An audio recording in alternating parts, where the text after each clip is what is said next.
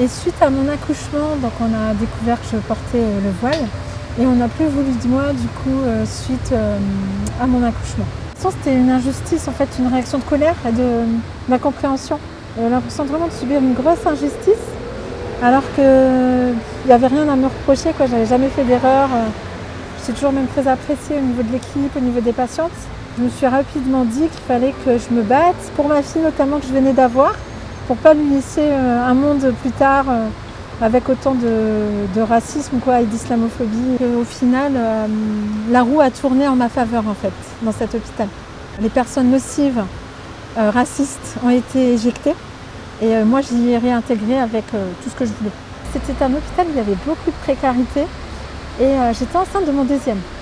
Et du coup j'ai dû transférer une dame qui était enceinte à l'époque de jumelles. Elle n'avait pas d'affaires pour l'accouchement. Moi-même qui étais enceinte, du coup ça m'a vraiment bouleversée à ce moment-là.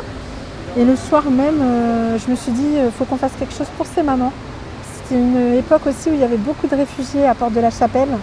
Donc c'est de là qu'est venu le déclic et où j'ai pu avoir pas mal de temps du coup, pour créer cette association, tout à fait.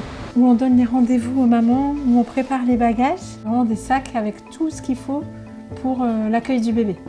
Il y a les couches en général. Voilà.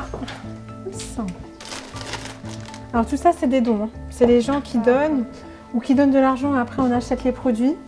Là c'est les biberons, produits, la nourriture pour bébé, les petits pots, tout ça. Voilà. Donc tout ça c'est des dons. Il y a aussi des sociétés qui nous donnent une fois par mois régulièrement. La société MAM notamment, pour ne pas la nommer, qui nous donne vraiment ce dont on a besoin en biberon pour les mamans et les bébés. La plus jeune bénévole de l'association à l'époque, Clémence, a envoyé un mail à toutes les églises de Paris en fait.